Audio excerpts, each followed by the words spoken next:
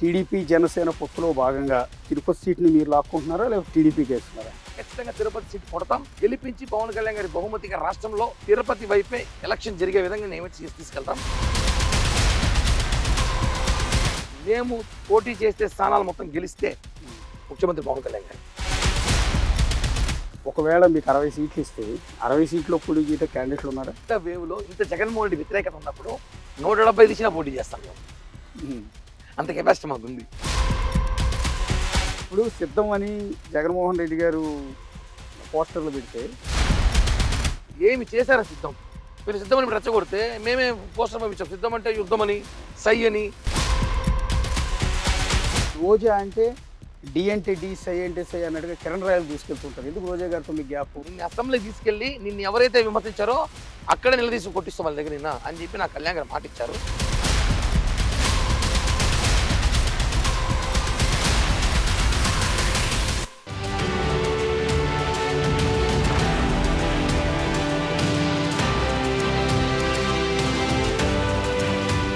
Janasena party senior నేత Tirupati Kiran royal ప్రస్తుతం మనకు అందుబాటులో ఉన్నారు.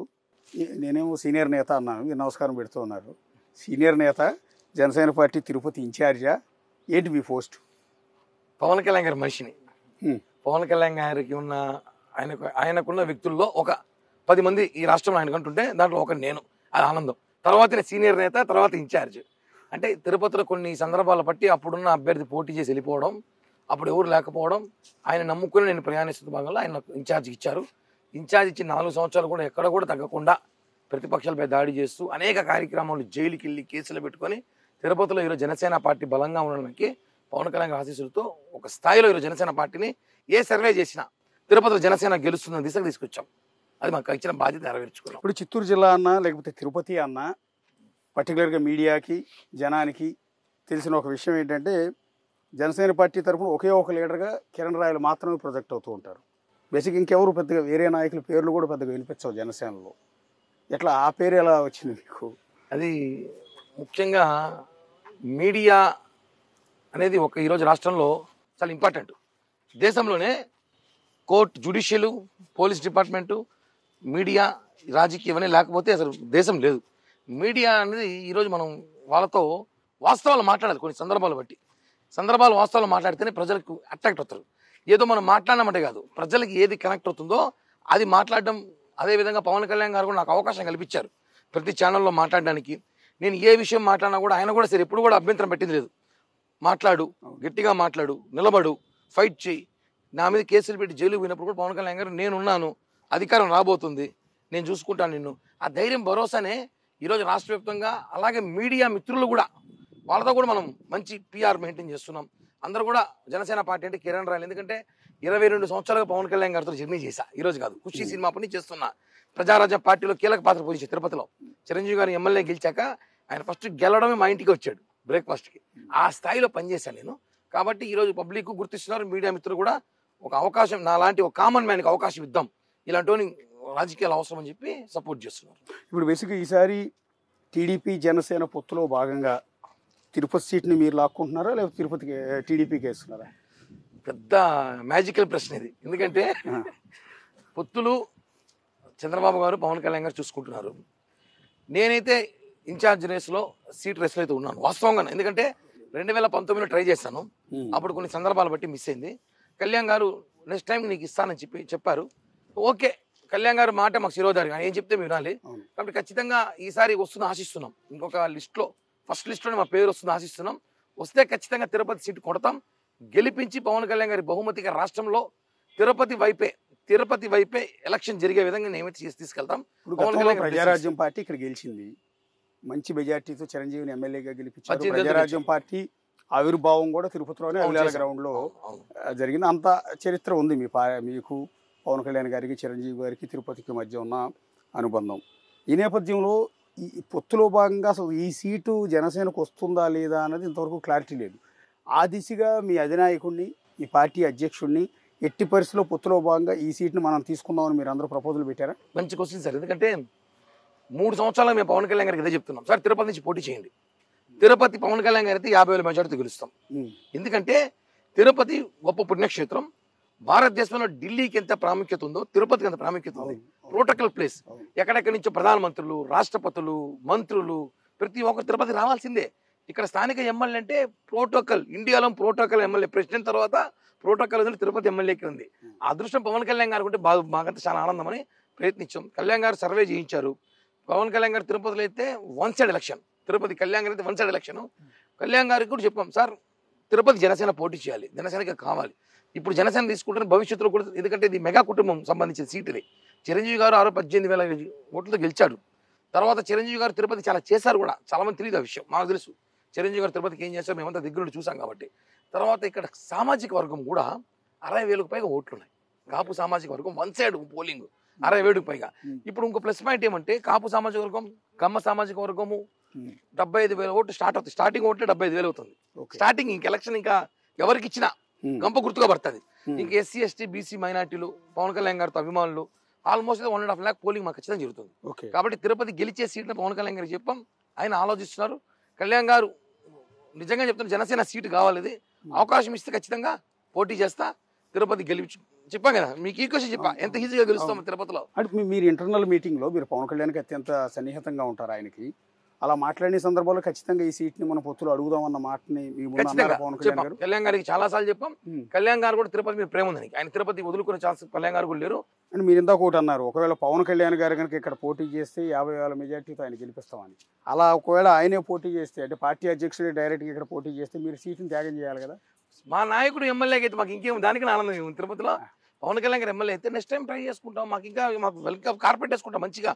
పవన్ కళ్యాణ్ గారు ఎమ్మెల్యే అయితే ఇక్కడ మేము కార్పెట్ వేసుకుంటాము, ఇక్కడ చాలా ప్రజలకు అందుబాటులో ఉంటాము, ఆయన అందుబాటులో ఉంటారు, ఆయన ప్రతినిధిగా నేను అందుబాటులో ఉంటాము, తిరుపతి కార్పెట్ వేసుకుంటాము. రేపు 2029కి రెడీ అవుతాం మేము అభ్యర్థిగా. తిరుపతి 1-2 అవుతుంది, రేపు ఎలక్షన్లో 1-2 తిరుపతి అవుతుంది, అప్పుడు ట్రై చేసుకుంటాం. కళ్యాణ్ గారు వస్తుంటే త్యాగం చేయడం తప్ప, ఎందుకంటే ఆనందం, ఆయన పోటీ చేయాలని చెప్పి నా కసి. పవన్ కళ్యాణ్ గారు అయితే 50,000 గెలిపిస్తా, ప్రత్యర్థిని చిత్తుగా ఓడిస్తా.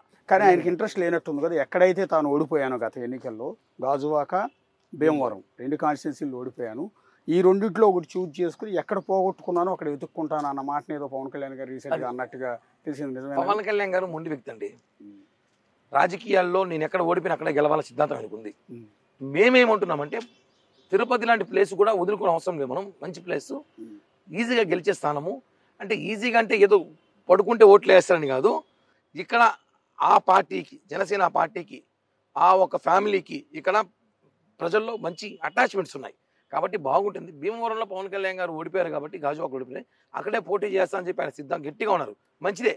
వేరే ఆప్షన్ ఉంటే, ఒకవేళ భీమవరం అట కాకుండా రాయలసీమ పక్క ఆప్షన్ వస్తే ఖచ్చితంగా తిరుపతి చేస్తే బాగుండు, లేదా సెకండ్ ఆప్షన్లో భీమవరం పెట్టుకోవాలి, లేదా సెకండ్ ఆప్షన్ తిరుపతి పెట్టుకోవడం బాగుంటుంది.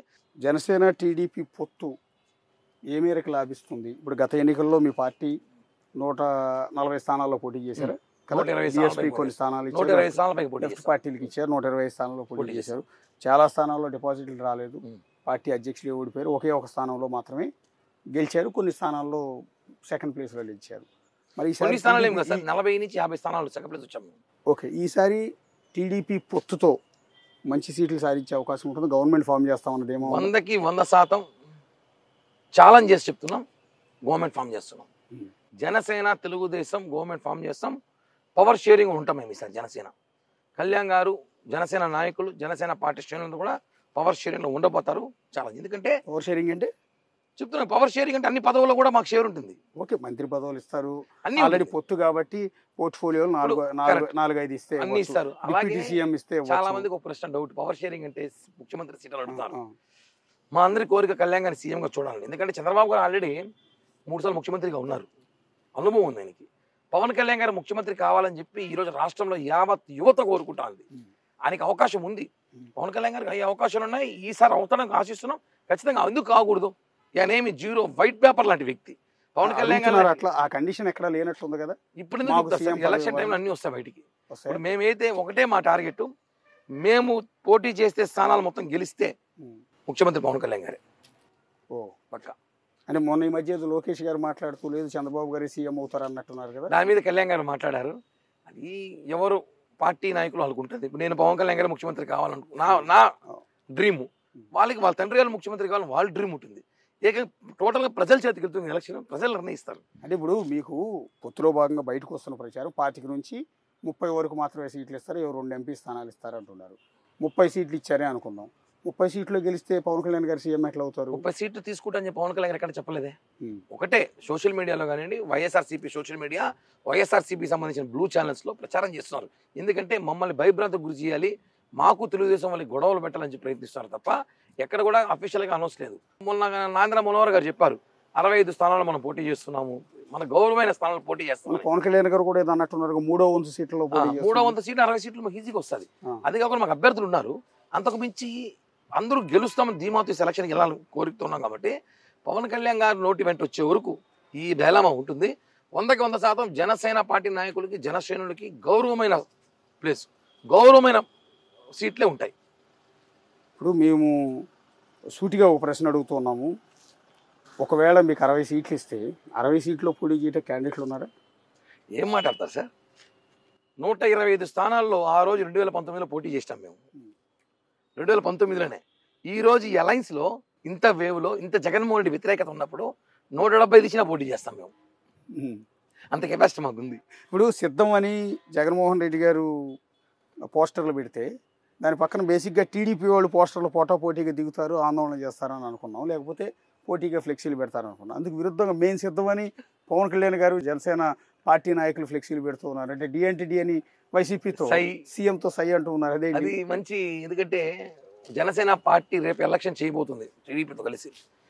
రేపు మాకున్న బలం ఏమో తెలుసా? యూత్. మా కార్యకర్తలు ఒక్కొక్కరు రెబల్స్ అండి. పవన్ కళ్యాణ్ గారి కోసం ఏమైనా చేస్తారు, పోలీసులు కేసులు పెడతారనో ఏదైనా చట్టాలు ఉంటారో అవన్నీ పట్టించుకోం మేము. ఎలక్షన్ అంటే ఎలక్షన్, దిగాలంటే దిగేయాలి, చేయాలంటే చేయాలంతే, ప్రభుత్వం రావాలంతే. పవన్ కళ్యాణ్ గారి కోసం ఏమైనా చేయడానికి జనసేన నాయకులు సిద్ధంగా ఉన్నారు. ఈరోజు వాళ్ళు సిద్ధమని పెట్టారు, దానికి సిద్ధం. ఏమి చేశారని సిద్ధం. మీరు సిద్ధమని రెచ్చగొడితే మేమే పోస్టర్ పంపించాం, సిద్ధం అంటే యుద్ధం అని, సై అని, చూసుకుందాం రా అని కాసుకో అంటే మీరు రెచ్చగొడితే కార్యకర్తలు వచ్చిపోతారు. కానీ మా నాయకుడు ఏం చెప్తారంటే మనం సంసిద్ధం ఎన్నికలకు ఉండాలి. ఈ సిద్ధాలు సై అనేది మనం ఇప్పుడు కాదు, ఎలక్షన్ తర్వాత చూపిద్దాము. కానీ ఈ సిద్ధం అనేది మాత్రం 100 కోట్ల డబ్బులు దోచేయడానికి ఒక స్కామ్ చేశారు దీంట్లో. ఇది పెద్ద స్కామ్. దీని మీద కూడా మేము అధికారం రాగానే రేపు విచారణ చేపడతాం ఈ సిద్ధం మీద కూడా. అప్పుడు జైలుకి వెళ్ళడానికి వాళ్ళందరూ సిద్ధంగా ఉండాలి. ఓకే. ఇప్పుడు ఒకవేళ నికేష్ పొత్తులో భాగంగా టీడీపీ జనసేన కలిసి ప్రభుత్వాన్ని ఏర్పాటు చేసేయనుకుందామండి. అంటే ముఖ్యమంత్రి పవన్ కళ్యాణ్ కావాలని మీరు కోరుకోవటం తప్పేం లేదు. ఒకవేళ కోరితే మీ ఇంటర్నల్ మీటింగ్లో డిస్కస్ చేసేది, మీ పార్టీ నాయకులు డిస్కస్ చేసుకునేది, అంటే ఇన్నేళ్ల పాటు పవన్ కళ్యాణ్ గారికి సీఎం పదవి ఇవ్వాలని అడుగుతూ ఉన్నారా, లేకపోతే ఏంటి ఆ ఈక్వేషన్?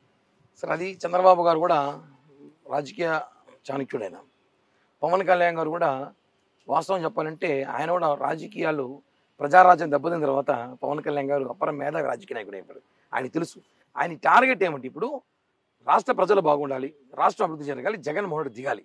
ఇదే ఆయన మైండ్లో ఉన్నది. ఇప్పుడు ఫస్ట్ ప్రభుత్వం ఎన్నికలు అయిపోయినాక తర్వాత ఎవరు సీట్లు ఎన్నో, ఎవరు ఎన్ని సంవత్సరాలు ఉంటారో ఖచ్చితంగా పవన్ కళ్యాణ్ గారికి, జనసేన పార్టీకి న్యాయం జరుగుతుంది. ఇప్పుడు జనసేన టీడీపీ పొత్తుతో కమ్మ కాపు మధ్య ఉన్న ఎవరు అవునన్నా కాదన్నా, ఇది కాంట్రవర్సీ అయినా సరే ఒక చిన్న గ్యాప్ అనేది ఉంది. అది వేరు వేరు ఈక్వేషన్స్ వల్ల, అది బెజవాడ ఇష్యూస్ వల్ల కావచ్చు, వేరు వేరు వల్ల ఒక గీత అనేది ఏర్పడింది. అది తొలగిపోయినట్టేనా ఈ పొత్తుల ద్వారా? అంటే ఒకటి మన దౌర్భాగ్యం ఏమంటే భారతదేశంలో ఆంధ్రప్రదేశ్లో ఉన్న కుల రాజకీయం ఎక్కడ ఉండదు. ఇక్కడ అభివృద్ధి చూసి ఓటేరు, ఇప్పుడు కులం చూసే ఓటేస్తారు ఈ రాష్ట్రంలో. ఇప్పుడు కుల రాజకీయం మనం కులం గురించి మాట్లాడాల్సి అవసరం ఉంది. ఎందుకంటే మనం లేదు కులం అని చెప్పి అబద్ధం. కుల రాజకీయం అంటే ఆంధ్రప్రదేశ్ కుల రాజకీయాలు అంతే. ఇక్కడ భారతదేశం ఆంధ్రప్రదేశ్ మాత్రమే మా కులం ఓడి మా కులం ఓటేయాలనేసి. తెలుగుదేశం పార్టీలో గతంలో అలయన్స్ ముందు ఒక లాగున్నారు కమ్మ వాళ్ళందరూ. ఈరోజు వాళ్ళు కూడా మనస్ఫూర్తిగా మనం ఆహ్వానిస్తున్నారు. ఏమంటే వాళ్ళు మనం అధికారం రావాలి, మన కామన్ శత్రువు జగన్మోహన్ రెడ్డి, ఈ రాష్ట్రం పోయింది, అనేక కేసులు పెట్టుకున్నారు, కమ్మోలు కానివ్వండి, కాపులు కానివ్వండి, జైలుకి వెళ్ళారు, అనేక కేసులు. నా మీద 29 కేసులు ఉన్నాయి. నా మీద సగం రోజులు కోర్టులో గడుపుతా, ఇంట్లో కానీ కోర్టులో ఎక్కుంటా నేను. ఇలా అందరి మీద కాపులు కానీ, కమ్మలు కానీ, ఎస్సీలు కానీ, ఎస్సీలు వదులుతారని దళితులను కొడుతున్నారు, దళితులు కేసులు పెడుతున్నారు. ఇవన్నీ కాదు, అందరూ కలవాలి. ఇప్పుడు కాపులు కమ్మలు ఆల్రెడీ ఒక ఏ గ్యాప్ అయితే ఉందో ఆ గ్యాప్ పవన్ కళ్యాణ్ గారు ఫిల్ చేశారు. ఇప్పుడు లేదు, మీ మీద 29 కేసులు అన్నారు. అంటే వైసీపీ అధికారంలోకి వచ్చినాక, లేకపోతే తెలుగుదేశం పార్టీ అధికారంలో ఉన్నప్పుడు? తెలుగుదేశం పార్టీ అధికారంలో ఉన్నప్పుడు ఒక కేసు ఏదో ఉంది నా మీద. వైసీపీ అధికారంలోకి వచ్చి 28 కేసులు పెట్టారు. గత 2 నెలల్లో పెట్టారు.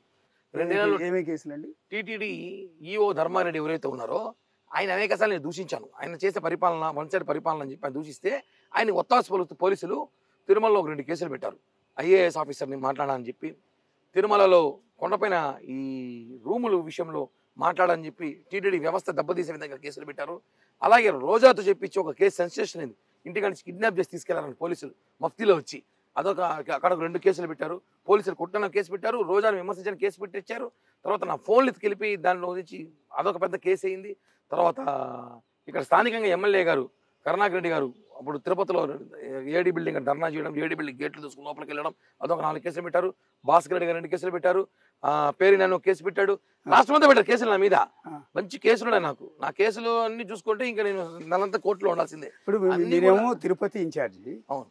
మీరు చెప్తున్న పేరు నాని గారు అంటే అక్కడ మచిలీపట్నం. అవును. మంత్రి, ఆయన మాజీ మంత్రి. రోజా గారు ఆ పక్క కాన్స్టిట్యున్సీ నగరి. సరే, భూమన కరుణాకర్ రెడ్డి లోకల్ ఎమ్మెల్యే.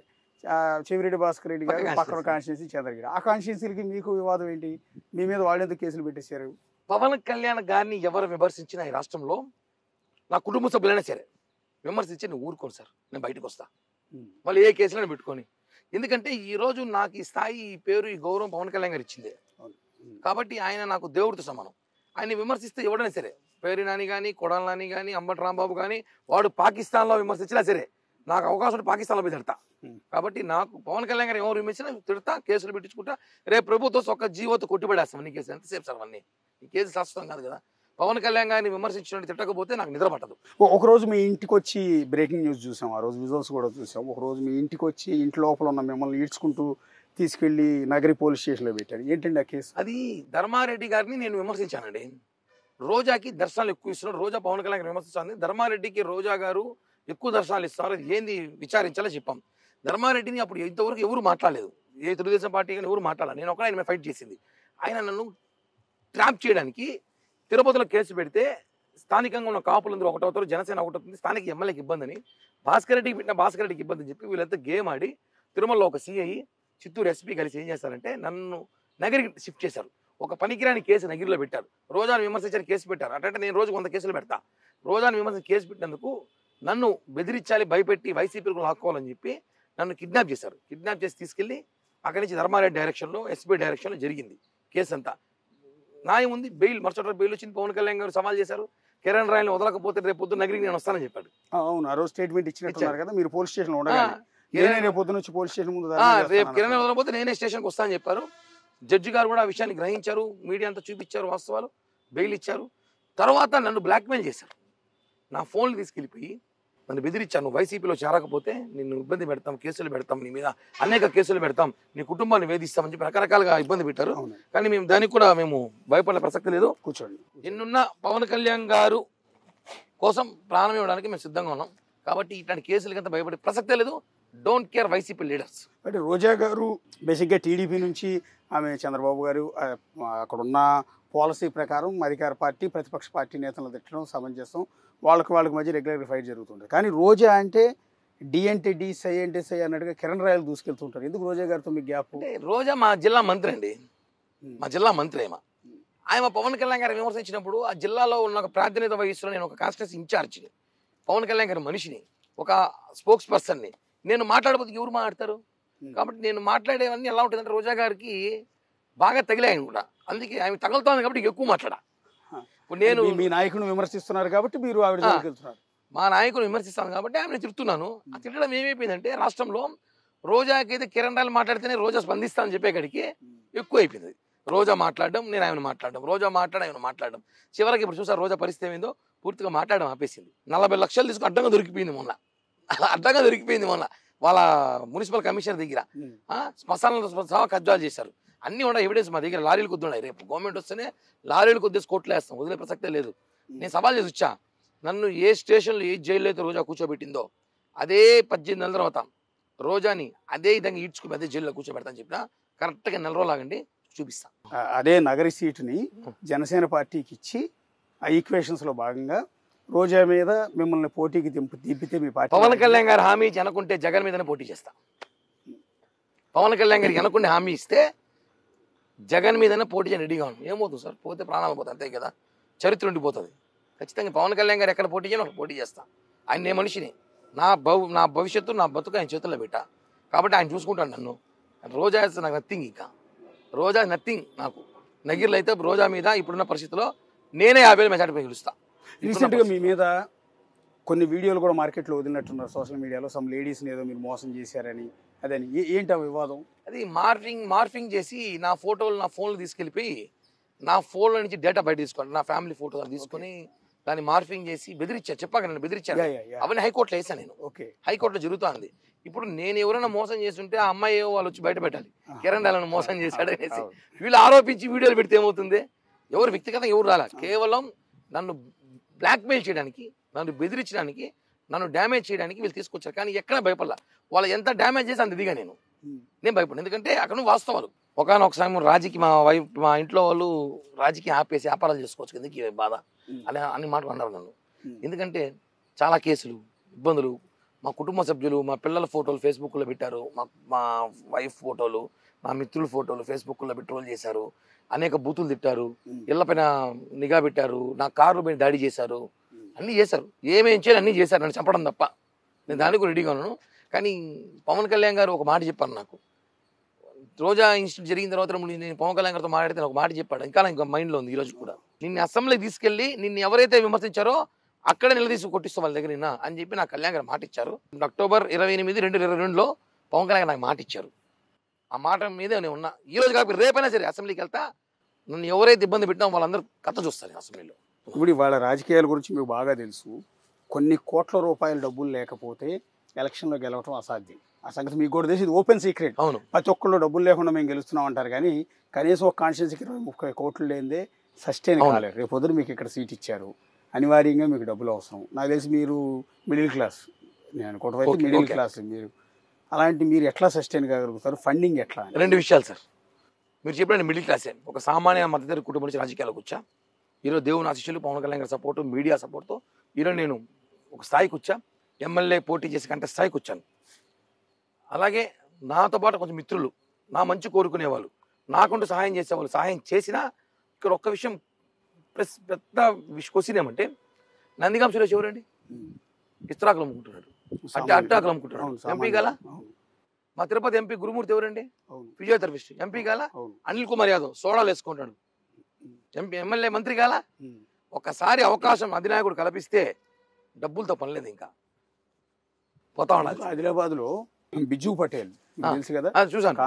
ఖానాపూర్ నియోజకవర్గం నుంచి అక్కడ సిట్టింగ్ ఎమ్మెల్యే, బీఆర్ఎస్ నుంచి గెలిచిన ఎమ్మెల్యే, ఆమె పార్టీ మారి కాంగ్రెస్లోకి వచ్చినా కూడా ఆమెను కాదని రేవంత్ రెడ్డి గారు పట్టుబట్టి ఇందిరమ్మ గృహం తెలుసు కదా, ఇందిరమ్మ ఇల్లు, ఆ ఇంట్లో ఉండి పేపర్ వేసే బిజు పటేల్ని ఒక ట్రైబల్ ఉద్యమ నాయకుడు, ఆదివాసీ ఉద్యమ నాయకుడు, హక్కుల కోసం పోరాడిన బిజు పటేల్ ఒక సామాన్యుడు, ఈవెన్ నామినేషన్కి వెళ్ళడానికి కారు కూడా లేని వ్యక్తి, అలాంటి వ్యక్తికి సీట్ ఇస్తే భారీ మెజార్టీ గెలిచాడు. చూసా, అదే చెప్తున్నాం కదా సార్. రాజకీయాలు ఏమేమి జరగచ్చు. రేపు పవన్ కళ్యాణ్ గారు కిరణ్ రాయల్ నా మనిషి, వీడు నాతో ఉండాలి అసెంబ్లీలో, నాతో పాటు వీడు పోరాడినాడు, ఫైట్ చేసినాడు. ఇతను గెలిచి పక్క పెట్టండి. కిరణ్ రాయల్ సీట్ ఇస్తే రాష్ట్రం అంతా చూస్తుంది. ఒక పవన్ కళ్యాణ్ గారు నమ్ముకున్న వ్యక్తిలో 10 మందిలో ఒకరికి ఇవ్వాలని ఆలోచన పవన్ కళ్యాణ్ గారికి ఉంది. అలాంటి సిచ్యువేషన్ వచ్చినప్పుడు అన్ని ఈక్వేషన్ కరెక్ట్గా ఉంటే ఆయన అనుకుంటే ఎంతసేపు సార్. లాస్ట్ టైం కూడా మీ పార్టీ నుంచి బహుశా శ్రీకాకుళం నుంచి అక్కడ బాగా ఎక్స్పోజర్ వచ్చింది. ఆటో డ్రైవర్ కొడుకు సంథింగ్ ఎవరికో చెప్పులు కుట్టే చైతన్య అనేసి కొత్త పాతపట్నం అతను, ఒక చాలా కామన్ మ్యాన్ అతను కూడా ఇచ్చారు. అది చెప్తున్నాం కదా, రాజకీయాలు ఏమైనా జరగచ్చు. ఒకటి అదృష్టము, రెండో ధైర్యము. ఇప్పుడు భూమన కరుణాకర్ రెడ్డి గారు సిట్టింగ్ ఎమ్మెల్యే, ఆయన తప్పుకుని ఆయన కుమారుడు అవినాయ్ రెడ్డి గారికి సీట్ ఇప్పించారు. బహుశా రాజకీయాల నుంచి దూరంగా వెళ్ళాలనుకున్నారు.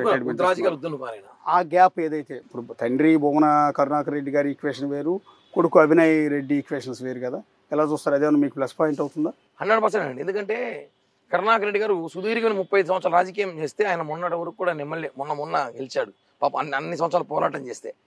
అవినయ్ మొన్న డిప్యూటీ మేయర్ అయ్యాడు. అతను మీద అప్పటి నుంచి ఇప్పటి వరకు కూడా అవినీతి ఆరోపణలు ఎక్కువ చేశాయి. అతను గెలిపించుకున్న 50 మంది కార్పొరేటర్ కూడా అవినీతి పరులే.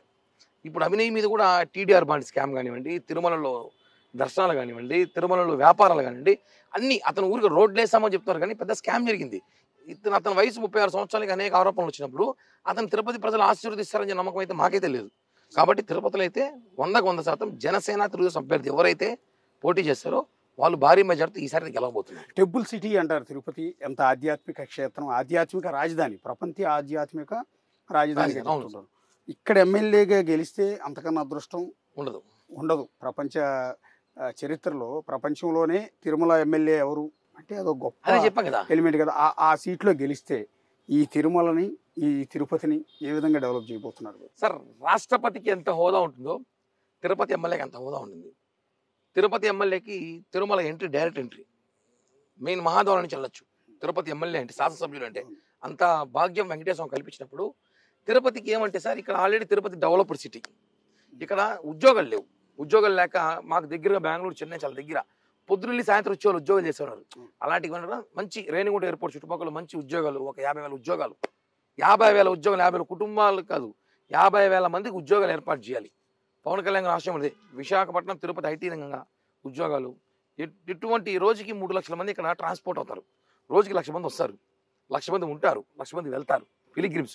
ఆ 3 లక్షల మందికి వసతులు, వాళ్ళ భోజన ఏర్పాట్లు, తాగునీరు ఏర్పాట్లు, మంచినీరు ఏర్పాట్లు, పారిశుద్ధ్యం, ఇవన్నీ 24 hours వాళ్ళకి ఉండాలి. ఎందుకంటే యాత్రికులను తిరుపతి లేదు. అలాగే తిరుపతి ప్రశాంతత వాతావరణం ఉండాలి. కబ్జాలు గురి కాకుండా, తిరుపతిలో కబ్జాలు ఎక్కువైపోతాయి. ఈ మధ్య విపరీతమైన కబ్జాలు, రేట్లు పెరిగిపోయినాయి. తిరుపతిలో ₹1,00,000 సైటు 10 లక్షలకు వెళ్ళిపోయింది, కేవలం వైసీపీ ప్రభుత్వం రావడం వల్ల. ఈ కబ్జాలు, తిరుపతి ప్రశాంతత, తిరుపతిలో ఐటీ వింగు, తిరుపతిలో టీటీడీ ఉన్న వాళ్ళకి, స్థానికులకి తిరుపతిలో ఉద్యోగాలు, టీటీడీలో కానివ్వండి, ఎస్వి యూనివర్సిటీ. మాకు అదృష్టం ఏమంటే ఇక్కడ 7 యూనివర్సిటీలు ఉన్నాయండి. 7 యూనివర్సిటీలు ఎక్కడ లేవు నాకు తెలిసి. తిరుపతిలో 7 యూనివర్సిటీలు కానివ్వండి, టీటీడీలో కానివ్వండి, ఇక్కడ స్విమ్స్, రోయా, అనేక హాస్పిటల్. ఇక్కడ ఉన్న స్థానికులందరూ కూడా దాదాపు 40,000 మంది యూత్కి ఉద్యోగాలు ఇవ్వచ్చు సార్. అది ఎవరు చేయట్లా. ఖచ్చితంగా మాకు అవకాశం వస్తే 40,000 మందికి స్థానికంగా TTD, Tirumala Tirupati Devasthanam, SVIMS, Ruia, SV university, అన్ని యూనివర్సిటీలో ఉద్యోగం కల్పిస్తాను సార్ నేను. ఓకే. అల్టిమేట్గా మొత్తం మీద ఒక జనసేన నుంచి టికెట్ దొరికి అసెంబ్లీలో అడుగుపెట్టి అధ్యక్ష అంటారా? భగవంతుని ఆశీస్సులు, పవన్ కళ్యాణ్ గారు సపోర్టు, మీడియా సహకారంతో ఖచ్చితంగా వెళ్ళాలని కోరుకుంది. ఆ భగవంతుని ఆశీస్సులని చెప్పి కోరుకుంటున్నా. ఖచ్చితంగా అధ్యక్ష పవన్ కళ్యాణ్ గారి పక్కన నిలబడుకు అనాలని కోరిక ఉంది. ఆ భగవంతుడు కల్పిస్తే ఖచ్చితంగా అంటాను. ఆల్ ది బెస్ట్ అండి Kiran royal. Thank you Ashok garu. ఇది తిరుపతి జనసేన పార్టీ ఇన్ఛార్జి కిరణ్ రాయల్తో నేనే ఎమ్మెల్యే. మరొక నాయకుడితో మరో నియోజకవర్గం నుంచి మళ్ళీ కలుద్దాం. అంతవరకు signing off. This is Ashok.